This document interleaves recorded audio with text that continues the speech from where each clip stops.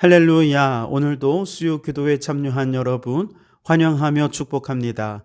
오늘도 말씀에서 기도의 제목을 찾아 간절한 마음으로 부르짖어 기도함으로 기도 응답을 경험하는 이 시간 되기를 주님의 이름으로 축원합니다.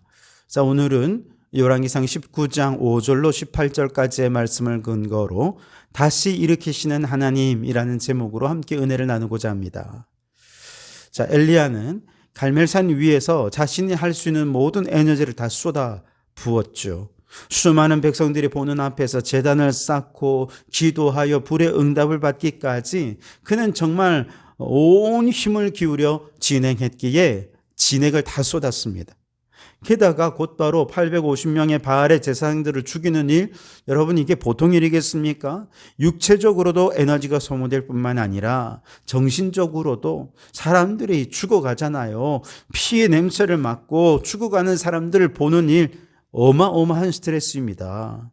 그게 끝이 아니지요. 그는 또다시 산 위로 올라가서 비가 오기를 위해서 머리를 무릎 사이에 집어넣고 간절하게 하나님께 기도했습니다. 그렇게 드디어 비가 오고 엘리야는 하루 종일 아무것도 먹지 못한 채 기진맥진한 몸으로 비를 맞으며 사마리아에 돌아왔어요. 그런데 사마리아에 변한 게 아무것도 없습니다. 여전히 이세벨과 그의 부하들이 왕궁을 장악하고 엘리야를 잡으려고 혈안이 되어 있었던 것이죠. 엘리야는 살기 위해 잠시 쉬지도 못한 채 곧바로 남쪽 브엘사바를 향해 도망을 쳤습니다.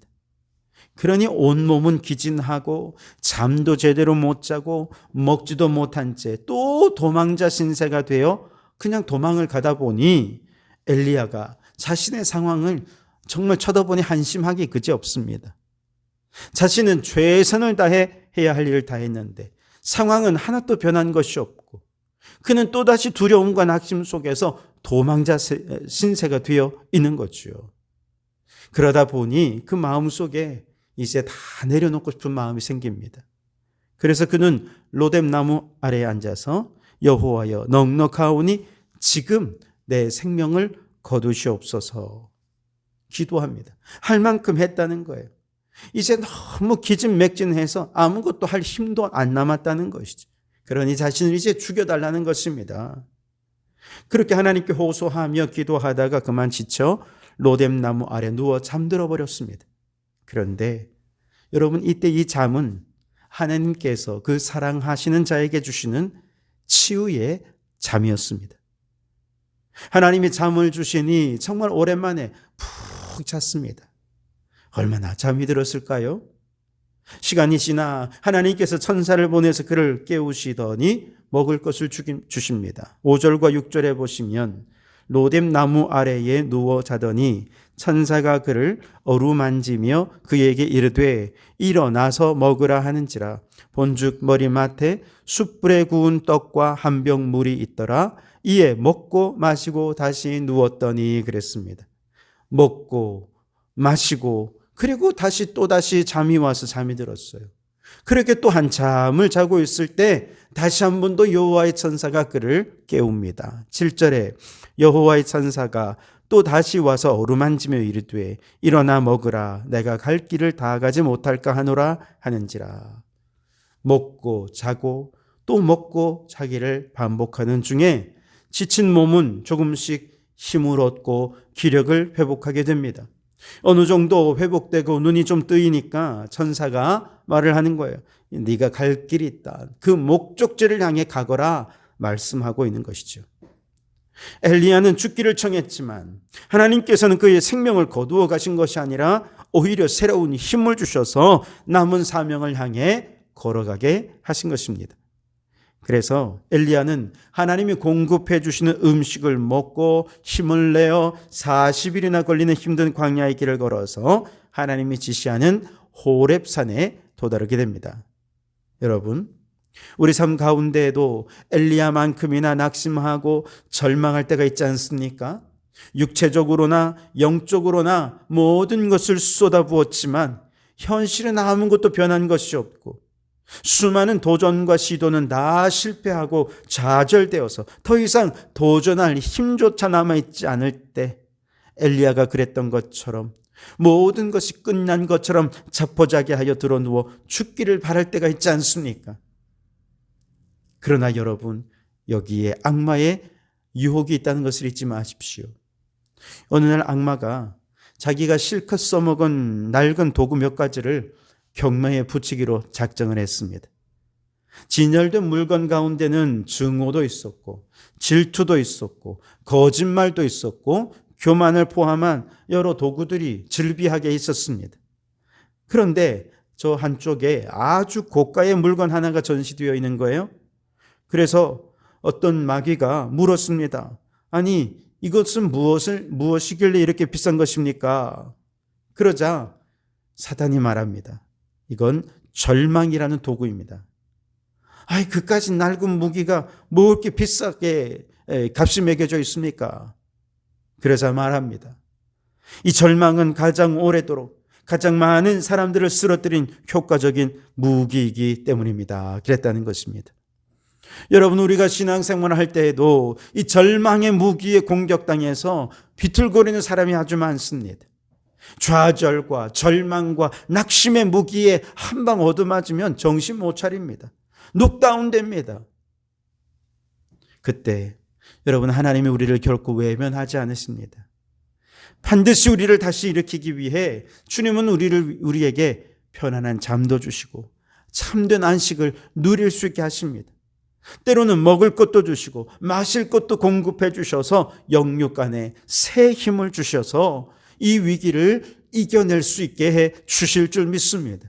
그래서 여러분, 우리가 절망 가운데 낙심 가운데 있을 때 눈을 들어 주를 보라, 내 모든 염려 주께 맡겨라, 슬플 때에 주님의 얼굴 보라, 사랑의 주님 안식 주리라. 아멘.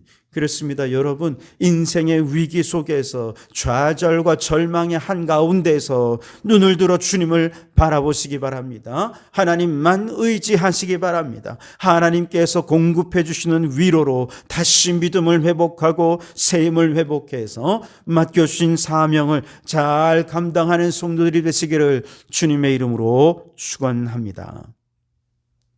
하나님께서 천사를 통해 공급해 주신 음식을 먹고 힘을 낸 엘리야는 40주 40야를 걸어서 하나님의 산 호렙에 도착을 합니다. 한 굴에 머물러 있을 때 하나님께서 말씀을 주십니다. 11절 상반절에 보면 여호와께서 이르시되 너는 가서 여호와의 앞에서 산에 서라 하시더니 그랬습니다. 이렇게 산 위에 서서 주님 앞에 서 있을 때 순간 세찬 바람이 불어옵니다. 산을 가르고 바위를 부술 만큼 아주 강한 바람이었죠. 엘리야는 이 강한 바람 속에 하나님이 계실 거라 생각을 했습니다. 이 강한 바람이 세상의 온갖 죄악들을 한 번에 날려버려서 하나님의 승리가 임하기를 기대하며 하나님을 찾았어요.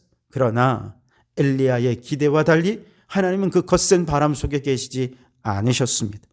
이번에는 큰 지진이 일어났습니다. 엘리야는 그 옛날 모세와 아론을 대적하던 고라 일당이 땅에 지진이 나서 그 갈라지는 속으로 다 묻혀 버렸던 것처럼 지금도 지진을 주셔서 저 악한 무리들을 단숨에 땅에 삼켜버리시기를 바랬습니다. 그러나 엘리야의 생각과 달리 그 지진 가운데서도 하나님은 거하시지 않습니다. 그 후에 큰 불이 일어납니다. 엘리야는 하나님의 갈멜산에서 하나님의 권능의 불로 나타나는 것을 직접 보았습니다. 하늘에서 불이 내려 제단을 사른 것처럼 이어서 불이 내려서 저 악한 무리들 아합과 이세벨과 저 모든 악한 제사장들을 다 빨리 심판했으면 좋겠다. 그런 심정으로 아무리 찾아보아도 불 가운데에도 하나님이 안 계신 것입니다. 이처럼 바람과 지진과 불이 지나간 이후에 엘리야는 들릴 듯 말 듯한 아주 세미한 소리를 듣게 됩니다. 12절에 또 지진 후에 불이 있으나 불 가운데에도 여호와께서 계시지 아니하더니 불 후에 세미한 소리가 있는지라 그랬습니다. 엘리야는 하늘에서 불이 떨어져 제단을 사를 때에 이제 모두가 하나님을 섬길 거라 생각했습니다. 바알의 제사장들을 칼로 쳐 죽이고 그리 시냇가가 핏빛으로 변할 때 사람들은 하나님을 두려워해서 하나님께만 경배하게 될 것이라 생각했습니다. 그런데 현실은 전혀 달랐죠. 이세벨의 광기만 오히려 더 불처럼 타올랐습니다. 그래서 엘리야는 절망할 수밖에 없었던 것이죠. 그러나 모두가, 심지어 엘리야조차도 큰 바람과 지진과 불을 바라보고 있을 때 하나님께서는 오히려 세미한 바람 속의 소리로 함께하고 계셨습니다. 로뎀나무 아래에서 그늘에 누워 잠잘 때 코끝으로 불어오는 세미한 바람 속에서도 하나님은 함께하셨습니다. 여러분, 올해 우리 교회는 성령의 능력으로 부흥하는 교회가 되자고 표를 정하고 함께 기도하고 있습니다. 그래서 성령이 능력으로 정말 불같이, 바람같이, 지진같이 임해서 큰 부흥의 역사가 일어나기를 우리는 그런 큰 역사만 바라보고 있지는 않습니까? 그러나 여러분, 주님은 오히려 큰 지진이나 바람이나 불 이런 데 있는 것이 아니라 세미한 소리로 함께 하십니다. 그 하나님을 바라보고 그 말씀을 들으라는 것입니다. 거대한 능력으로 폭발적인 부흥을 기대하는 우리들을 향해 주님은 그것이 아니라 매주일 예배 가운데 그저 일상적이고 평범한 성찬 예식 가운데 주님은 세미한 소리로 임재해 주셔서 우리의 심령에 예배의 부흥, 기도의 부흥, 말씀의 부흥을 일으켜 주시고 바로 이러한 일상적인 평범한 속에서 역사하시는 하나님께서 우리 교회를 성령의 능력으로 부흥하게 해 주실 줄 믿습니다. 그러므로 여러분, 매주 일상적인 예배와 기도와 찬양과 말씀, 일상적인 성도의 교제, 일상적인 성례전, 여러분 이런 것들을 소중히 여기실 수 있기를 바랍니다. 그곳에서 세미한 중에 말씀하시는 주님의 음성을 듣고 그렇게 성령으로 충만해져서 그 은혜로 충만해져서 성령의 능력으로 부흥의 역사가 나타나기를 주님의 이름으로 축원합니다. 자, 세미한 소리 가운데 하나님께서 말씀을 들려주시죠. 이때 엘리야에게 들려주시는 것은 엘리야의 남은 사명에 관한 것이었습니다. 크게 세 가지인데요. 크게 네 가지입니다. 첫째, 하사엘에게 기름을 부어 아람의 왕이 되게 하라는 겁니다. 15절에 보시면 여호와께서 그에게 이르시되 너는 내 길을 돌이켜 광야를 통하여 다메섹에 가서 이르거든 하사엘에게 기름을 부어 아람의 왕이 되게 하고 그랬습니다. 두 번째로 예후에게 기름을 부어서 이스라엘의 왕이 되게 하라는 겁니다. 16절 상반절에 너는 또 님시의 아들 예후에게 기름을 부어 이스라엘의 왕이 되게 하고, 셋째는 사밧의 아들 엘리사에게 기름을 부어 선지자가 되게 하라는 겁니다. 16절 하반절에 또 아벨무홀라 사밧의 아들 엘리사에게 기름을 부어 너를 대신하여 선지자가 되게 하라 그랬습니다. 그리고 마지막 네 번째로 하나님께서 주시는 말씀은 바알에게 입맞추지 않은 남은 자가 있다는 것입니다. 18절에 그러나 내가 이스라엘 가운데에 7,000명을 남기리니 다 바알에게 무릎을 꿇지 아니하고 다 바알에게 입맞추지 아니한 자니라. 아멘. 여러분, 앞서 세 가지 명령은 장차 이스라엘을 움직여 가시는 하나님의 일들에 대해 예비하는 사역들에 관한 말씀입니다. 그런데 그것이 다 기름 붓는 사역이죠. 왕을 세우고 선지자를 세우는 기름 부음의 사역을 감당하게 하십니다. 근데 여러분, 이 왕을 세우는 이것은 생명을 내놓는 위험천만한 일 아닙니까? 아직도 아합 왕이 이스라엘에 시퍼렇게 살아 있습니다. 아람에게도 이미 왕이 있어요. 그런데 다른 사람에게 기름을 부어서 그 다음 왕이 되게 한다는 것은 이건 반역죄인데다가 왕이 만약에 이걸 알면 이건 큰일 나는 것입니다. 죽는 거죠. 그럼에도 불구하고 이스라엘의 왕을 교체하고 아람의 왕을 교체하셔서 하나님이 행하시는 것은 이스라엘을 변화시키고 그 주변의 나라들을 새롭게 변혁하시려는 하나님의 우주적인 역사, 모든 우주를 섭리하시고 운행하시는 하나님의 그 역사를 위해 엘리야를 지금 집행자로 사용하시겠다는 것입니다. 여러분, 이거 엄청난 사역이 아닙니까? 세계 역사를 변혁해 가시는 일에 하나님께서 엘리야를 들어 사용하시겠다는 것입니다. 그러니 이 어마어마한 일을 이제 막 영적인 잠에서 깨어난 이 사람이 어떻게 감당하겠습니까? 여전히 연약해 있는 그에게 주님 말씀하십니다. 바알에게 무릎 꿇지 않는 7천 명이 아직 남아있다. 너는 결코 혼자가 아니다. 말씀하십니까? 무슨 뜻이겠습니까? 엘리야가 앞으로 남은 사명을 감당하는 과정은 결코 혼자 외롭게 싸우게 내버려 두지 않을 것이다 라고 말씀해 주시는 것입니다.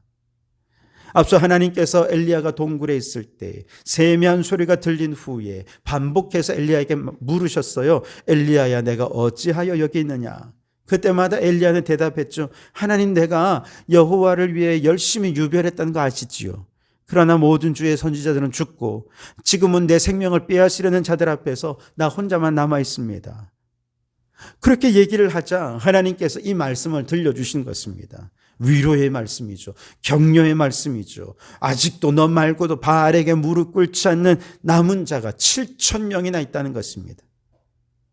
그러니 앞으로 남은 모든 사명은 너 혼자 감당하는 것이 아니라 그들과 함께 감당할 거라는 것이죠. 그렇습니다. 여러분, 많은 경우 오늘 내가 당하는 어려움에 대해 누구도 내 어려움을 이해하지 못할 거야. 누구도 내 짐을 함께 나눌 수 없을 거야. 결국은 나 혼자 끝까지 짊어가야 되는 짐이야.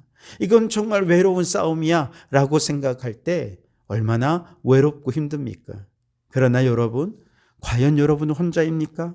그렇지 않습니다. 하나님은 말씀하십니다. 너 말고도 바알에게 무릎 꿇지 않는 7천 명의 선지자를 남겨놓았다는 것입니다. 착각하지 말라는 것입니다. 많은 동력자가 있다는 것입니다. 여러분, 여기 7천이란 말은 7은 완전수고요. 1000은 한없이 많다는 뜻이거든요. 그러니까 7천 명이라고 할 때 이건 단순히 문자 그대로 7천 명이 아니라 무수히 많다는 뜻입니다. 아니, 이렇게 동력자가 많은데 왜 혼자서 일하는 것처럼 그렇게 고독에 빠져 외로워하고 힘들어하느냐는 것이죠. 그러지 말라는 것입니다. 하나님은 지금도 우리에게 말씀하십니다. 너는 혼자가 아니라고. 믿음의 동력자들이 많이 있다고. 여러분의 남편이, 아내가, 자녀가, 부모님이 여러분들에게는 더할 나위 없는 믿음의 동력자들이 되실 수 있기를 바랍니다. 여러분의 직장에서 여러분과 함께하는 동력자들이 반드시 나타날 줄 믿습니다. 어디서든 주의 사명 감당하는 곳에는 반드시 하나님께서 도울 자를 붙여주시고 동력할 자를 동력하게 해 주실 줄 믿습니다. 그러나 정말로 혹시라도 옆에 있는 사람들도 다 떠나가고 정말로 나 혼자 남는 일이 일어난다 해도 그럼에도 불구하고 결코 우리는 혼자가 아니지요. 왜냐하면 주님이 우리와 함께 하시기 때문입니다. 볼지어다 내가 세상 끝날까지 너희와 항상 함께 하리라.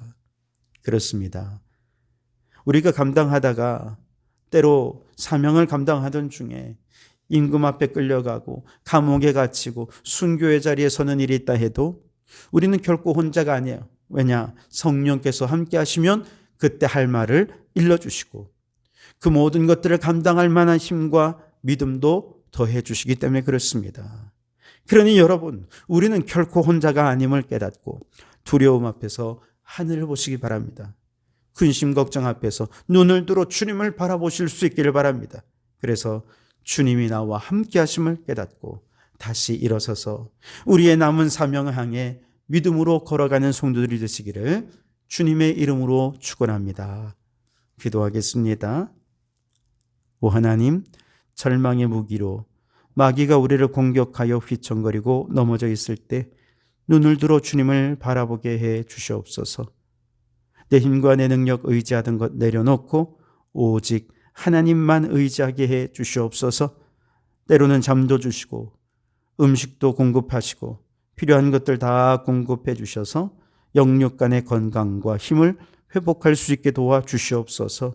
주님, 우리가 너무 거대한 바람 소리나 지진과 불 속에서만 하나님을 찾으려 하지 않았습니까? 우리 하나님은 인간의 기대와는 반대로 세미한 소리 가운데 함께 하십니다. 주님, 크고 위대한 역사를 기대하는 것 내려놓고 일상적인 예배와 말씀과 기도와 찬송과 성례전을 통해 세미한 중에 감동 주시고 은혜 주시고 말씀하시는 주님을 만나 영적 부흥을 경험하게 하옵소서. 하나님, 우리의 남은 사명은 생각보다 큽니다. 세계를 변혁시키고 우주를 새롭게 하시려는 하나님의 사역을 위해 우리를 사용하시려고 주님이 여전히 우리를 부르신 줄 믿습니다. 그만큼 고난도 많고 위험도 많겠지만 그 길을 혼자 걷지는 않을 것입니다. 주님 함께 하시겠다 약속해 주셨으니 이 임마누엘의 믿음으로 주님과 함께 사명을 향해 걸어가는 저희들이 되게 해 주시옵소서. 예수님 이름으로 기도하옵나이다. 아멘.